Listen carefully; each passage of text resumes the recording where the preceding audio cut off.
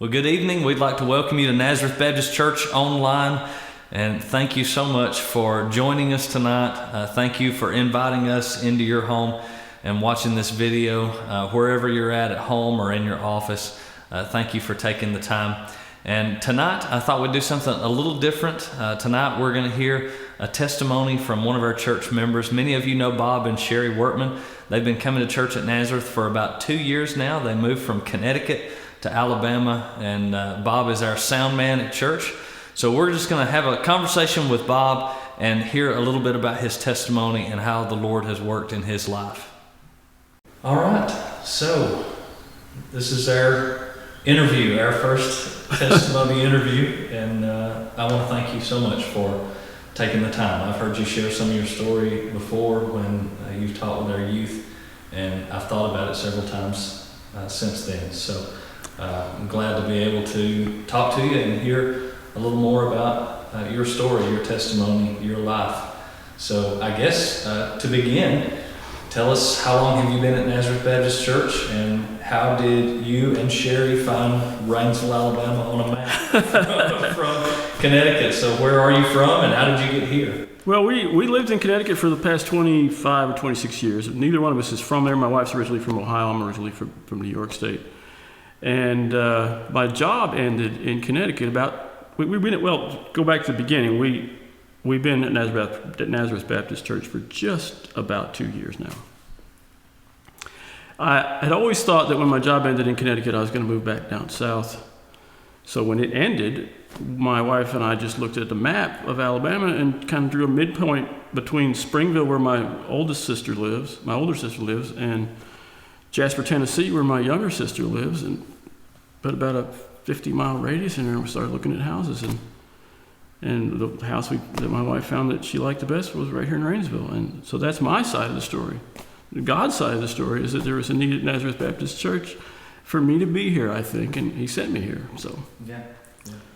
And what was your job in Connecticut? I was working as what's called an equipment engineer for a company that made sophisticated fiber optic devices for communication. I call them, they're basically the on-ramps to the information superhighway. It's how the digital signal gets on the fiber optic, with equipment that looks like it belongs in a lab somewhere. You know, it's not. It's a science, basically a science lab in full production making stuff. So, very interesting job. Yeah. And before that, you and Sherry were both in the military? We were in the military. That's where we met, and we lived briefly in Maine for about 6 years, and then we moved to Virginia because the job that I was living in New York, but the company I worked for was in Connecticut. We ended up moving to Connecticut and buying a house there, and stayed there for a really long time. So I'm not originally from Connecticut, but I lived in Connecticut longer than I lived anywhere else in my entire life, because my dad changed jobs quite a bit too. So back to the beginning. So what is your testimony? What is your story? My story. I was born in 1957, because that makes me officially an old guy now. And I was born into a family. My dad was a New York City kid. You know, his family lived upstate New York a little bit, but they basically, all the commerce, some of the jobs, it was all, their life was centered around New York City. And he was a multi-generational Catholic, Irish, German Catholic, going back generations. My mom was a hillbilly from West Virginia. They were Christians. They were believing Christians that didn't want to mess about with organized religion in any way. Some of my cousins still feel the same way, that organized religion is con men and hypocrites. My mom converted to Catholicism, as you were supposed to do if you married a Catholic. And growing up, we went to Mass whenever we were supposed to. The Catholic Church says every Sunday and every what they call a holy day of obligation, which is Christmas. There's a list of Ash Wednesday. There's some other feasts the Catholic Church calls them, where you have to go to church. Now I can remember when I was a small child, we were more observant. We used to sit around and pray together as a family, and things like that. And I don't know. My dad got busy with work, and that just stopped happening. But he did make sure that we had the typical Catholic child's education. We went to Catholic catechism school. We learned about the church. We learned about what Catholics were supposed to believe and how Catholics were supposed to act. You know, by the time I was about, I should go back and say I was born with an engineering brain. You know, I've always demanded that things make sense. You know, from the time I was a small child, I took stuff apart to see how it worked. And you know, as I got older, I was able to put it back together and make it work again. You know, I've said before, I think it's a common misconception in today's society that you can become anything you want to be. It's not true. God made us what we are. And education can enhance what we already are, but it can't change us into something else. You know, I could have decided that I wanted to become a art teacher. I could have went to art school, and I could have turned myself into a completely mediocre, unhappy art teacher. But because I was never an art teacher, you know, I'm an engineer. Understanding how things work is what makes me tick. I don't understand how people that aren't like me can drive a car, not knowing what makes it stop when you push the pedal. You know, I wouldn't do it. I wouldn't get in the thing unless I knew how it worked. Because then I have confidence that it will work. So that mind caused me to question anything and to require proof of just about everything. So I was precocious as a child at abandoning. I don't want to get in trouble with any kids. Might be then parents who have kids watching this, but abandoning the popular things that you teach children to believe in that are other than God. Let's just put it that way. I tossed those aside at a fairly early age, and by the time I would say like 12 or 13 years old, I began to question the existence of God because I was studying science and technology in school and in the books I was reading, and I didn't see how God fit into that sort of mechanistic picture of the universe that I had. But my dad insisted that we were going to pretend that we believed, whether we did or not. You know, I remember when I was 16, I just flat out told him I didn't want to go to church anymore, and he said, "Why not?" And I said, I don't think I believe in God." And his answer was, "Well, you know, how did you get so smart at such a young age?" You know, basically, the answer was, "Well, you're too young to have a valid opinion." Well, that wasn't compelling. That wasn't convincing. But he said, "Well, as long as you live under this household, you'll go to church when the rest of us go to church. And that's just it. It's not an option for you." So I did. And then, you know, as soon as I got of age to get out of the sort of oppressive house I lived in, I got out. I joined the Air Force and sort of learned how to be an adult at the expense of the American taxpayer. And and they also taught me, you know, I signed up for the most technical career field I could get, which was computer maintenance. So I learned all about basic electronics and a lot about digital electronics at the taxpayer's expense as well. And that gave me a career that paid me pretty well for the rest of my working life anyway. And when I got in the Air Force, I decided, since nobody was going to make me go to church anymore, I just flat out wasn't going to. So I think from the time I was 19 to the time I was, I want to say, about 50, probably, I didn't go to church unless it was a wedding or a funeral. That was it. I didn't want anything to do with God or any. You know, forget organized religious. I just didn't believe any of it. I thought, and this is where when I'm talking to people live, and I know Robert and I know each other well enough, he won't be offended. I thought people that believed in religion had something were mentally defective. You know, that says, you know, I believe in what Karl Marx said, that it was the opiate of the people, that it was what people believed in it because it made them feel good, and whether it was true or not, they never even bothered to investigate. They were just naive. And you know, to go back a little bit, when I was in high school, I was in high school in Chattanooga, Tennessee, in the Bible Belt, and there were people that, you know, I was unabashed about my atheism. When the local Baptist kids were carrying around their Bibles, I got myself a copy of The Origin of the Species by Darwin, just to start the argument, you know, just so they could walk by my desk and see. I put it right there. You know, right there at the edge of my desk so they could see it. Right. You don't really believe that, do you? Every word of it. I don't even know if I'd read the whole thing. You know, I was just trying to be provocative. And, you know, some of them tried to convert me. Some of them tried to convince me that I needed to believe in Jesus. And I would ask them, you know, what was the source of their confidence in this? And they really didn't have an answer. You know, because if you don't believe in Jesus, you're going to go to hell. And if you do believe in Jesus, you're going to have an eternity in heaven with God.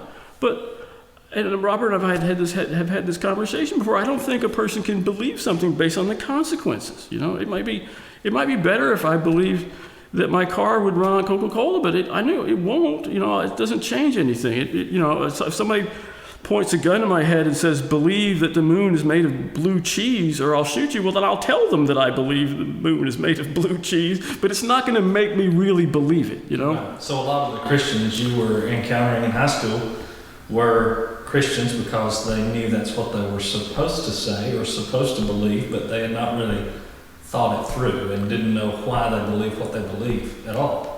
That's what it seemed like to me. It seemed to me that they just were believing something they were told without questioning it, and so that was my idea of religious belief. That people believed it because it made them feel better. They never questioned it, and there was no rational basis behind it. So I went off and joined the Air Force, and I think the Air Force was a good place for me because it gave me I never had to worry about whether I was going to eat or where I was going to sleep. And so I could be somewhat irresponsible with money and whatever else, and I wasn't going to starve to death, and nobody was going to throw me out on the street. So I guess I set about being as irresponsible as I could and still be good at my job.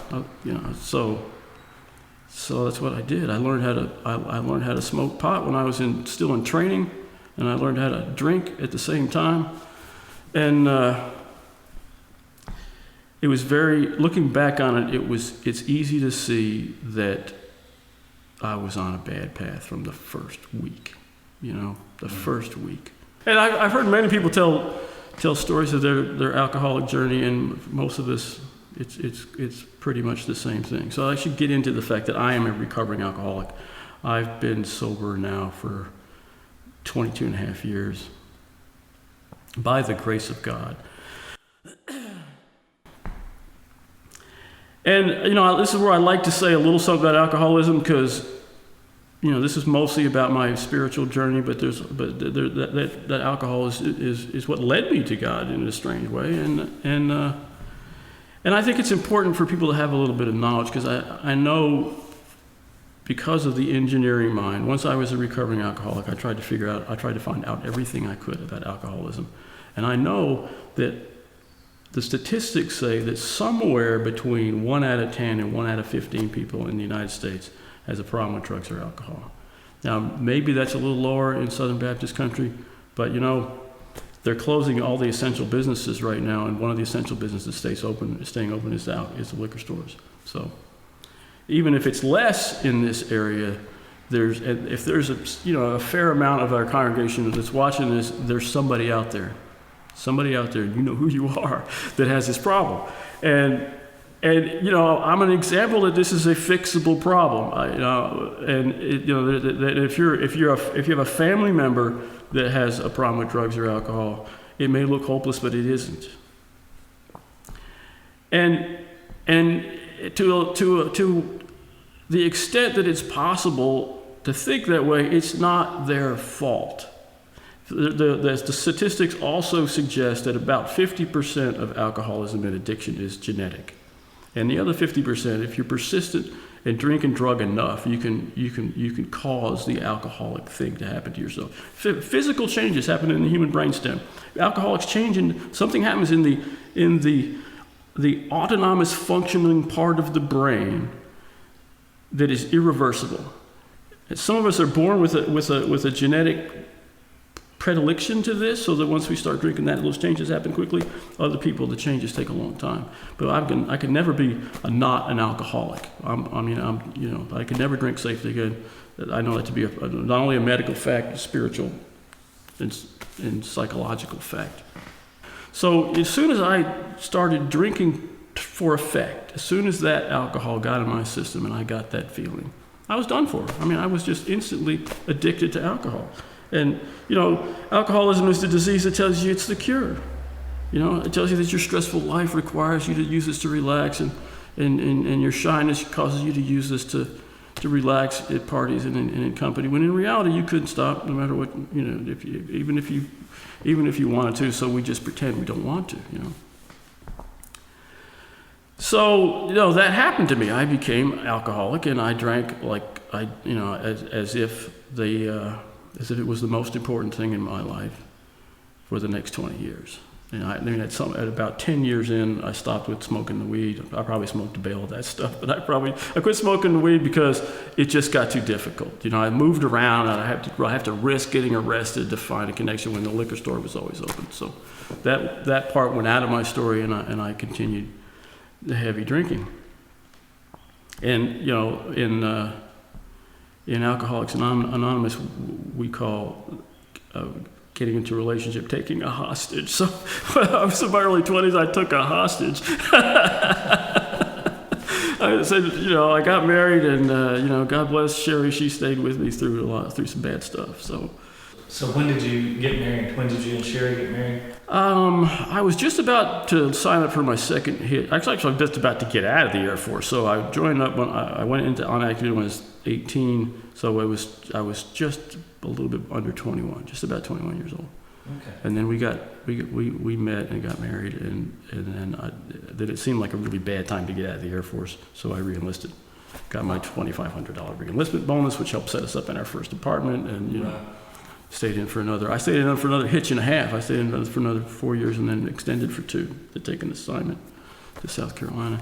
So she stayed with you for essentially 17 years of The drinking, alcohol days. Yeah.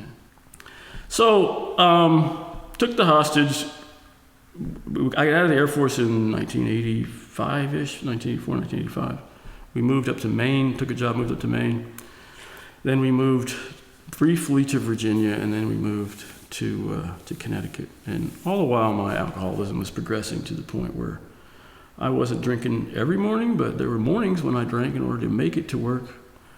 And Mondays, I didn't take every Monday off, but I took some Mondays off, and the only sickness I had was the inability to sober myself up enough to get to work. And all the while, the alcoholic brain is telling you that it's okay. It's okay. Other people do this too. Or you're special. You have to have this because you're special. That's the devil. I used to laugh at one of my good friend's mother, who was a teetotal and Baptist, and she used to say that bars were the places of the devil. I just thought that was funny, but she was right. Because alcohol is responsible for an awful lot of evil stuff in this world, But it tells you it's okay. You're okay. You're fine.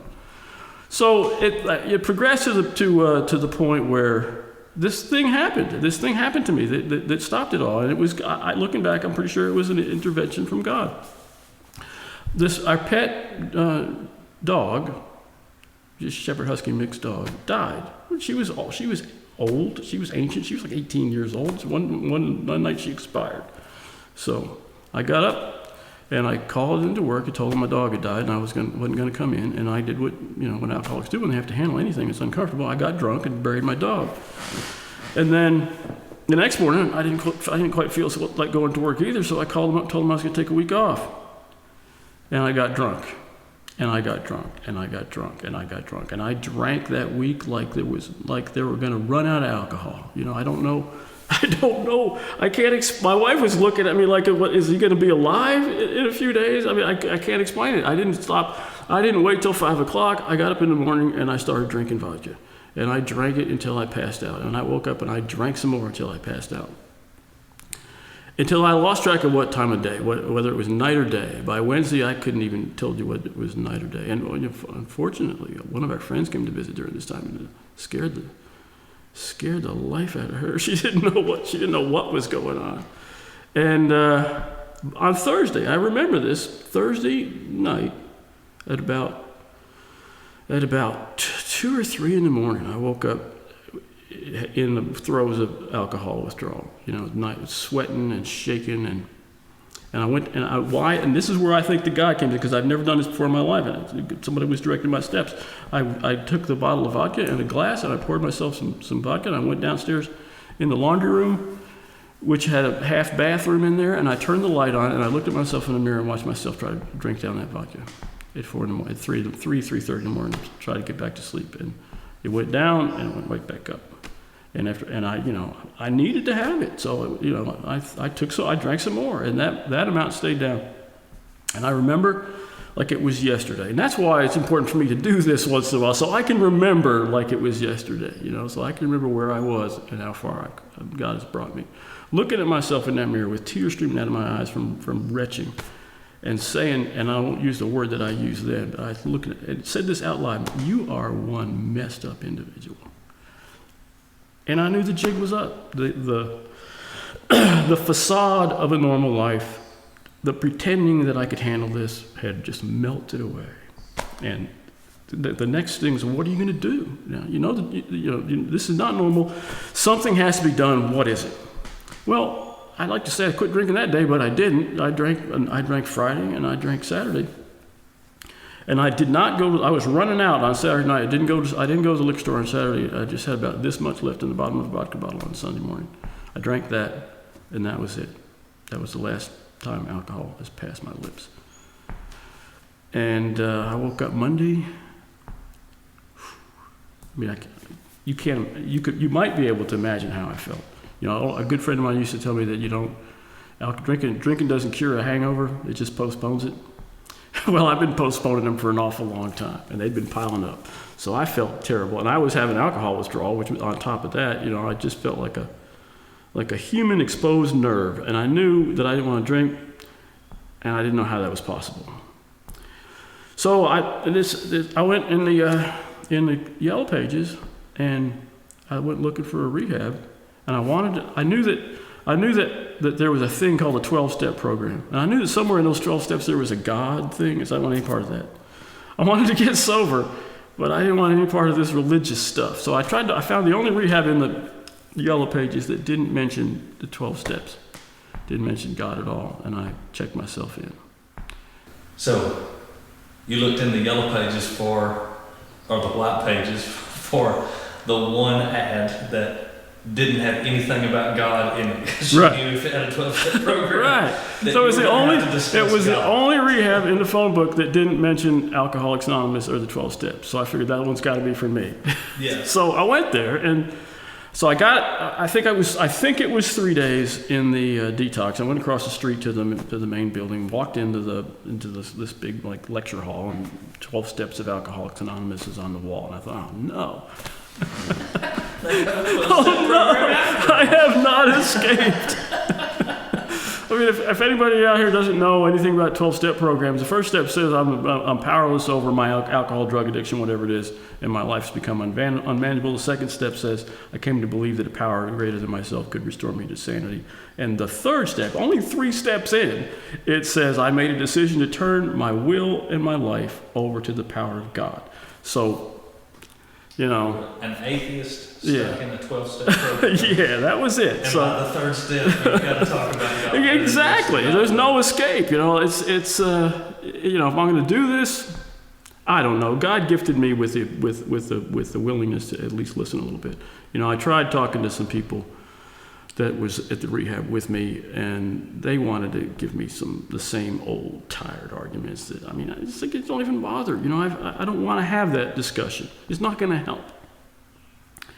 But God arranged somehow, or maybe, I don't believe there's a whole lot of luck involved in this. There was a man at the rehab at the same time as me, whose name was Bob, who was a Lutheran minister. And he was there because he was a drug addict, and that's how he got that way is his story. But Bob and I became friends while we were there, and we kept in touch with each other for quite a little while afterwards. And, Bob and I talked about God. And one of the things they recommend in all of the recovery literature is prayer. That, whether you believe or don't, just try it. Just try it. There's a place in the book Alcoholics Anonymous that people refer to as the big book, where it sums up the program, and it says that 3 things were made clear: that we were alcoholic, couldn't manage our own lives, that probably no human power could relieve our alcoholism, and that God could and would if he were sought. So it's all about prayer. They advised me to pray that God would help me not drink. Even if you didn't want to do anything else, just try that. And you don't have to do it. You don't have to get up in front of here. You don't have to walk over to an altar. You don't have to. You can go anywhere in the woods, in your car. Just try to make contact with God. So I think I was about a week into my rehab stint. I was there for 2 weeks when I tried it. I would lay there in my bed at night, tears streaming down my eyes, praying for help. And this is where I sometimes get a little choked up. The next day, I told Bob about it, and he told me that he could see it in my eyes. But his calling was ministry, so he probably could. And I continued to pray on a regular basis, every day, twice a day, really. Ask for help in the morning and thank him for the help you got at the end of the day. That's the sort of the mantra of recovery programs. So, I was miraculously pulled out of a life that was leading to probably death. I can't imagine the way I was headed that I'd be alive today. And if I was, I'd be in an institution somewhere. And I was set on this path. And it was not initially a Christian path. I came to believe that there was probably such a thing as God, because it seemed like what had gotten me onto this new path was not of my doing. And I like to say, and I believe this to be true because I'm a reader. I forgot to say, my mom taught us how to read before we were in kindergarten. We were all reading years and years above our grade level all the way through. So God started talking to me like he always did, in bookstores, in libraries. I went and got it's a funny story. I went and got a library card. I hadn't been to a library in probably 20 years. And I went in and I was looking for the card catalog. This is 1997. There hadn't been a card catalog in a library in years. But man, I don't know if are you old enough to know what a card catalog is? I walked around in circles about 3 times in the library and said, "What are you doing?" I said, "I'm looking for the card catalog." And she just smiled and pointed me to the computer. I went, I'm a computer savvy person. I said, "Of course it's on the computer. What was I thinking?" I didn't have to do decimal work in there at the library or anything. Well, it was just all on the computer. Yeah. So one of the first books I read, that was a book that, it was not a Christian book. It was a book by a man called Thomas Paine. It was written right around the time of the Revolutionary War, called The Age of Reason. Thomas Paine was a member of a group. They called themselves deists. They believed that there was a God, but they didn't believe in much else. They believed that organized religion only existed to control people. They believed that revelation was just people's imagination. So at the end of the book, while I was cheering him all along, organized religion and all a bunch of yahoos, the Bible is not trustworthy. And at the end of the book, he said that creation is evidence of the existence of God. So looking back on it, I think God was taking me to ground zero. He said, "I don't care what anybody has ever told you about God, about the Bible, about Jesus, about any of it. You can throw all that out, and you can't get rid of me. I'm still here." So that's where I started from. I for a brief period of time, I guess I was a deist. I believed that there was a God, and I believed that God had created the earth and the firmament and the universe. I sort of believe that, and I believed that God would help me not have to kill myself with alcohol, and that was about all I was able to believe in at the time. And around about that time, God put a person in my life. Her name is Debbie B. We're not supposed to talk about people's last names. And she's still alive and well, so she probably wouldn't mind me mentioning her. And I hope she watches this. But I think I was probably 3 or 4 weeks sober, still feeling not very good. And I was at a meeting in downtown New Milford. I think it was a congregational church. And she said, "Hey, Bob." And I said, "What does she want with me?" "Come on over here, talk to me. Sit down next to me." God pointed to me and said, "You are going to help him." And I can imagine. I don't know. She probably denied even if it was true. But I imagine she at some point she said, "Really, God? Why does it have to be me?" But she was the perfect Christian mentor for me because she was a good listener, And she was not as good an arguer as I was, but she knew how to manipulate my arguments, She would lead me around in circles. She would make me argue with myself, Yeah. Until she did it enough times that I could see it coming. I'd call her up or talk to her, and I'd have this all wound up about something, and she'd ask me a question, and ask me another question, ask me a third question, and I'd start laughing. And she'd, "What are you laughing at?" Because I can see where you're going with this, and now I feel foolish. And she would just stop. She would just stop talking. We would be arguing about something. She'd say, "Okay, we're done with this." And I'd be like, "What do you mean we're done? I'm not done. I haven't won yet." And she was like, "We're just not going to talk about this anymore because you're not going to change your mind, and you're not going to change my mind. So what's the point? What's the point? Mm-hmm. There is no point in winning an argument because it doesn't mean anything." And I never thought of that. And years later, looking back on that, I learned a lesson that I think it's an important lesson because we lose track of it even in today's society. Being able to win an argument doesn't have anything to do with whether you're right or wrong. It's just a skill, like playing tennis.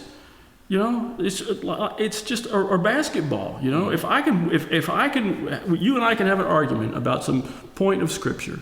And if I win that argument, it doesn't make me right any more than shooting baskets to decide who was right would make me right. It just means I'm a better arguer. That's all it means. And if I'm a good arguer, I can win an argument arguing something I don't even believe. Right. Lawyers do it all the time. Yeah. They're professional arguers.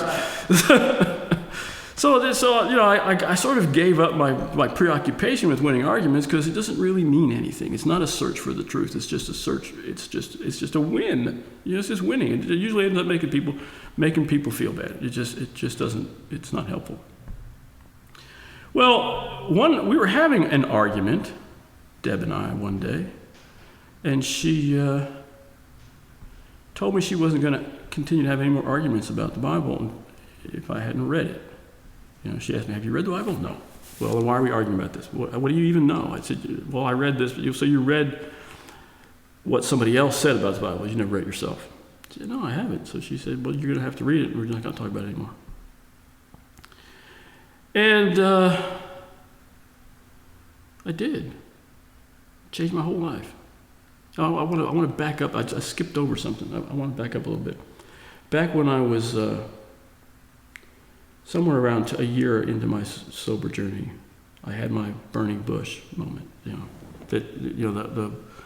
Not everybody gets to have one of those, but some people it's just sort of a gradual realization. But I needed some proof that God was really who He said He was. And when I shared my testimony with the youth group, I brought that actual book. I read a book that God handed to me in a bookstore called. Let's look at my notes here. A Touch of Wonder by a man named Arthur Gordon, who used to write for a Christian periodical called Guideposts. I think it might even still be around. And it was a whole bunch of just little short stories, not fiction, but stories of his encounters with people that were on a spiritual path. And one of them was this evangelist who told him that if you want to acquire faith, that you're going to have to hang out where people have faith. You're going to hang out with people that have it in places where it's talked about, which I did, and because my circle of friends were all believing Christians, even though I wasn't. Even though some of them weren't church-going Christians, but I hung out with those people. We talked about God a lot, and he also said that if you're not sure you believe in God, if you have trouble believing Him, you should tell Him. To me, that was like a bolt from the blue. I should tell Him? Well, why not? Why not? He's the only one that can really answer the question, right? So I was on a business trip to San Antonio, Texas, and I was toward the end of the business trip. I think I was scheduled to go back to Connecticut on Monday. On Sunday, I had some free time, and on Saturday night I made a list of things I wanted to do. I wanted to see the Alamo, I wanted to go to this big car museum, and I wanted to go to the San Antonio Art Museum. And I don't know why I wanted to go to the San Antonio Art Museum. I think that was a God thing. And that night, I got down on my knees and I told God what my problems were with Him, And they're not any different, nothing special. Most of it has to do with the problem of evil that I didn't have a good answer for. Why does this and this and this happen? And if you're this, and why does this? And why, God, why? I mean, that's the universal prayer. Why, God? So I got done with my little visit to the Alamo, went to an underground record store, a couple things like that, and I was tired. I decided to go back to it was a company apartment, basically. It wasn't even a hotel. I was going to go back to the apartment, had dinner. And a voice in my head told me to go to the art museum. And I just said, nah, I don't think so. And it was insistent, I don't think God was speaking aloud so that if somebody had been in the car with me, they would have heard it. It's hard to know because I was by myself. But he wouldn't let up. So I finally said out loud in the car, okay, fine, I'll go. So I went, and I just preface my experience. I never thought the visual arts were anything. I mean, I love music, and I love basketball. Those are my art forms. And I thought that people that looked at paintings and were in awe were just being pretentious. That it was like, yeah, sure. It's like the emperor's new clothes. Everybody all decides to get around and say how wonderful this is, and everybody knows that you could do better with a camera. And I figured that there wasn't any reason. As soon as we invented photography, painting should have gone away. What's the point? Yeah, what's the point? Yeah, exactly. So I went and got. It was probably 4 o'clock in the afternoon or something. I went into this art museum, and there wasn't very many people there. I don't remember seeing anybody else, but there probably were other people there. In the sort of the lobby downstairs, there was some Greek and Inca pottery, kitchen implements. I was like, oh, I didn't come here to see kitchen implements. It's kind of cool looking, but this is home decoration. This isn't art. So I went into I think it was upstairs. There's another room where they had a gallery of Renaissance portraits, and the first painting I laid eyes on when I walked into that room blew me away. I mean, I don't know why I never saw that before. I mean, looking back on it, God had already given me a new way of seeing things, and he was demonstrating it to me. He said, look at what I gave you. Check this out. There's a place in the Bible where Jesus just says, come and see, just come and see. So I was just amazed. I mean, it was like real people were looking back at me, and I was not hallucinating. They weren't moving or anything. But I mean, I got up and I stared at the brush strokes. I tried to figure out where the trick was coming from. And I back up, and there was this guy, a real warm human being looking at me that I sort of felt like I knew who he was. And it was happening all over the museum. I was running around like a kid in an amusement park, Not completely unexpected. I didn't even want to go. And I just saw things I never expected to see. Down in the bottom of the museum, I think it was in the basement, there was a display of Greek and Roman sculpture, realistic sculpture, people made of marble and stone and granite, and they had it sort of arranged like a town square. So I'm walking around here amongst these stone people, and I had this surreal sense that I knew about them too, and that they weren't, and importantly that they weren't any different than me. They didn't have the technology that I had, but that people have not evolved one bit since biblical times. That we're the same people with the same worries and the same loves and the same hatreds and the same sins. I mean, it's just everything. They dressed different, but they were just like me. And I got to this is where I sometimes start to cry again too. I got to this sculpture of this VIP had commissioned of his little girl. It was probably judging by the sculpture, 11, 12 years old. Just impossibly beautiful. I mean, the skill of the artist is one thing, but and I didn't know why it affected me. I just sat there from me to you, weeping for probably 10 minutes, just looking at this. I was thinking about this while I was taking a shower the other day, and I thought, well, a father's love. Of course. That's what God was showing me. And I don't know. I can't say if the girl even looked like that, because the artist was not commissioned to paint the girl. The artist was commissioned to paint the father's love for the girl. And pulled myself together, went back and had dinner, and that nothing has, my whole life went, turned a corner right then, because there was no doubt in my mind. It was impossible to doubt that the prayer the night before and the experience the next day were related to each other. I couldn't say, well, that was just my imagination. No, I asked God for answers, and he didn't answer any of my questions because my questions didn't deserve answers. But the answer was, here I am. And I've already given you a new way of looking at things, so let's start trying to use it. So, I've kind of began a quest to learn as much as I could about this God that had introduced himself to me. So back to Debbie's Bible challenge. She said she was not going to argue about the Bible with me anymore until I read it. And I said, well, that's a pretty big task, Debbie. Does this mean we're not going to talk about the Bible for like 5 years? She said, well, just start with the New Testament. We can argue after you've read all that. So that became my project. When I went to bed at night, I would grab my Bible. My sister, Teresa, my younger sister, had given me an NIV Bible, a little bit more readable in King James Version than I had before, that my mom gave me when I graduated from high school and left home. Yeah, that I carried with me everywhere I went and never read it. Some told me I was supposed to keep that, but because it was from Mom, I suppose. But I read the Gospels, and I had read all that. I hadn't read them in sequence before, but because of the readings in church and this, there wasn't anything in the Gospel stories that was news to me. The stories of the miracles and stuff I had read and rejected a long time ago. I got to the book of Acts. And I started reading, and I don't know where I was in there. I mean, I was read far enough into the book of Acts to start to become incredulous. Like, did these people really do this? So I went to this is modern times. I went to my computer and started researching. What do historians think about the historicity, so to speak, of the book of Acts?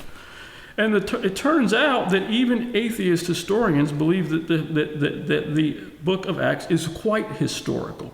That whether you want to believe in the miracles or not, that the jails, the beatings, there's independent corroboration of an awful lot of what happens in Acts, the travels of the apostles.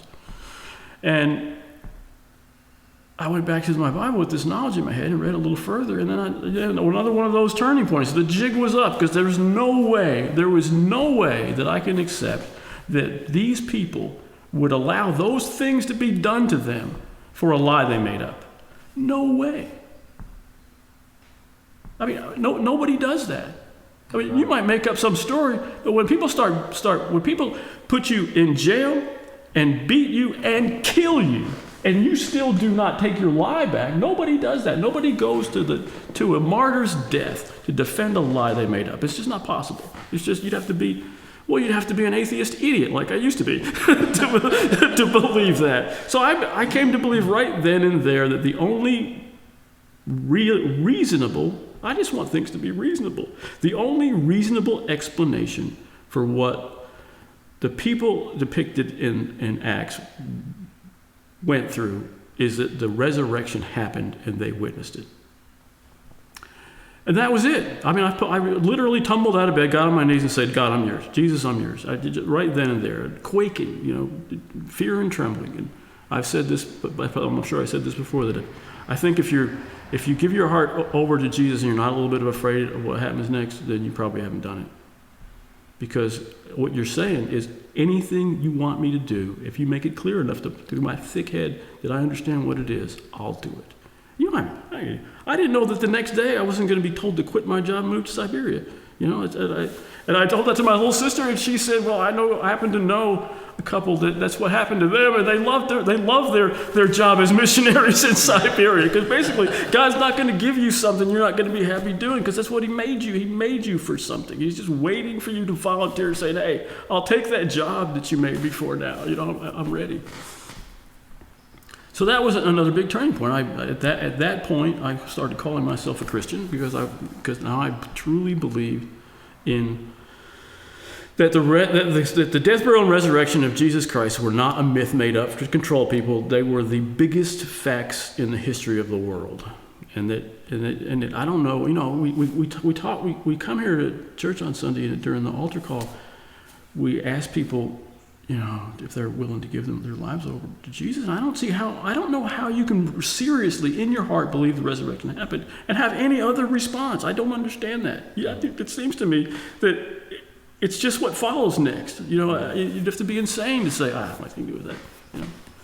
I had to remember having a conversation with one of my friends in recovery. I said, you have to ask yourself two questions. Is there a possibility, because he wasn't a believer, do you think there's a possibility that there's a God that might want to have some contact with you? And if the answer is yes, what are you going to do about it? And he said, well, the answer is yes, I'm not going to do anything about it. Well, I don't believe you. I don't believe you. I don't believe that you can really think that God exists, that an all-powerful being that created the whole universe and you actually wants to get to know you, and you don't want to do anything. You don't want to test that theory. You'd have to, how could you be that apathetic? That's why I've often said I don't believe in agnosticism. I think that agnostics are either believers that have fallen away, or they're just atheists that aren't being honest. They aren't being honest enough to admit it. Because I don't think agnosticism is a state of stasis. If you think God's possible and you seek Him out, you're going to find out. You're going to find out. I don't think God picks and chooses. I think if we seek Him out, He meets us where we are. It's what happened to me. It's what happened to countless other people that I've seen. And that, it's completely logical to believe that God exists, and it's highly illogical to believe that He doesn't. So now I sometimes make atheists angry when I say, if you're that sure that God doesn't exist, you probably really haven't thought about it as hard as you think you have. The main reason Richard Fieser says that the disbelief in God is a metaphysical prejudice, nothing else. It's not based on reason. It's not that you've figured this out and that God's impossible. It's just that you know what the consequences are of God existing. And you don't want them. You prefer to have your life with no God in it. You prefer to be the God of your life. Now, any alcoholic or drug addict that's spent 20 years being the God of their life will tell you how well that worked out for them. So we have a perspective where we've tried it and found it deadly. People that don't have it in quite that temporal deadly form, you can labor on that delusion for a long time. But it's either somebody's going to be in charge of your life, and if it's God, then that means you're going to have to give up your autonomy to some other thing, and that other thing is not what I used to think. Just somebody else made it up so they could control me. That other entity, that God, wants the best for me. And that doesn't mean He won't put me through some hard stuff. But that He's got a plan for me. There's this thing I wrote down here, this thing I read from C.S. Lewis, where he talks about, and this is related a little bit to me going to finally finding a church. The value of the individual does not lie in him, but he is capable of receiving value. He receives it by union with Christ. There's no question of finding for him a place in the living temple which will do justice to his inherent value and idiosyncrasy. The place was there first. The man was created for it. He will not be himself until he's there. Now, C.S. Lewis isn't God, so he could be wrong, but I find that both comforting and compelling, that when God created you, when God created me, when God created Brother Jason, He created us for a purpose, for His purpose. That there's a place in the spinning wheels of God's plan for us, and that we were created for that place. It's not that we go random through our lives and maybe God finds something for us to do. There's something that needed to be done that God made us for. And that includes my business career, and that includes what my job here is at church. And He said you need to be part of a Christian community. And that's when I thought about it, and I said, well, maybe, that's the thing that I haven't tried. So there's a church right down the street from me. It was an American Baptist church, pastored by a man named Matt Yukon, who I'd met once or twice. Actually, the first time I met him, I heard something rustling at my door like a couple weeks before Christmas, and I opened it and I caught him. He was trying to get to know his neighbors, and he was doing it by taking homemade goodies from his wife with a little note in it and hanging on people's doorknobs. Live within half a mile or so of the church. And so I decided if I was going to go to church, maybe I'd try Matt's church. And I went. We were talking about this before the camera got rolling. I contacted him through Facebook, I think, or email, and told him I was thinking about going to a church, and asked him if he would take some time and sit down with me. And we sat down and had a really long talk, and I ended up going to that church. I ended up finding that I belonged there. I was there 6 months or so, and one of the musicians asked me, because I was always talking to him, do you ever think about running sound? And I said, never done it, but I've always been interested in the idea of it. So he said, well, try it. And the guy that was doing it was not all that technical. He was doing it because he's a wonderful man. He's got a heart for God, and he would do whatever anybody asked him to do if he was capable of it. And that's why he was doing it. He didn't have a passion for it, but he was capable of doing it, and it was a need. So he was like, you want this? You can have it. So I sat behind that mixing board, and I learned everything I could learn about all the equipment they had. And I just loved it, and it's God working in my life. When I first started going to Northville Baptist Church, I would sit through the music like this. When is this going to be over? And then I would wait for Matt's sermon, and I would be enthralled. I didn't care that much for the most of the Christian music that I'd heard in my life, but I loved listening to Matt preach.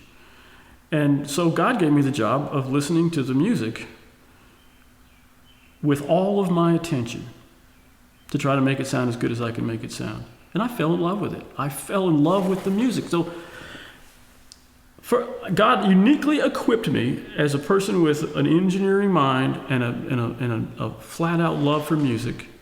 Music's like a vitamin to me. If I don't have it for a few days, I start to get irritable and I don't even realize it. And then I turn off the TV and turn my stereo on and I go, yeah, I remember now. So, God said, you need to learn this. There's more. This music, this worship music is something that I love, and you should learn to love it too. I think that's what it was, and I have learned to love it. And it's one of my, literally, I'm not just saying this, it's not work for me. It is the favorite thing I do all week, every week, without fail, is when I sit down behind that mixing board and the musicians start to warm up. I just love it. We talk in church quite a fair amount about spiritual gifts, and I think sometimes people think that they have to have the ability to preach, or they have to have the ability to teach Sunday school class, or they have to have some list of things, some gift off of a list of gifts. But God made every bit of what we are. I say sometimes I used to live as if and act as if I'd invented myself. I was so full of pride. But I didn't invent any of this. God made me. Every single talent I have was put in me by my Creator. Every single bit of knowledge that I have was given to me by somebody else, and through the assistance of my Creator. So that all of our gifts are, in a sense, spiritual gifts. So that my friend Dave in Connecticut, he anything around that church that needed fixing that he could fix, he fixed it. Dave is a fine cabinet maker, and just had a gift of working with his hands. Most of the furniture in his house he built, and it's beautiful. You can't buy furniture that looks like that. But when Dave goes to the church and fixes the cabinets, that's to the glory of God. We all have something that we can give, and as C.S. Lewis said, when we are doing the thing that God designed us to do in His temple for Him, nothing can make us feel more fulfilled and happier. Absolutely nothing. Indescribable joy that God gives us when we're serving Him. It doesn't happen all day, every day. I'm not giggling everywhere I go. But there have been moments of just pure humility and joy at the same time, if you understand what I'm saying. It's kind of a strange, maybe it's a God-only feeling that you get when I'm just I just look up at God and just say, thank you. I can't even believe that you've given this unworthy creature this life to live.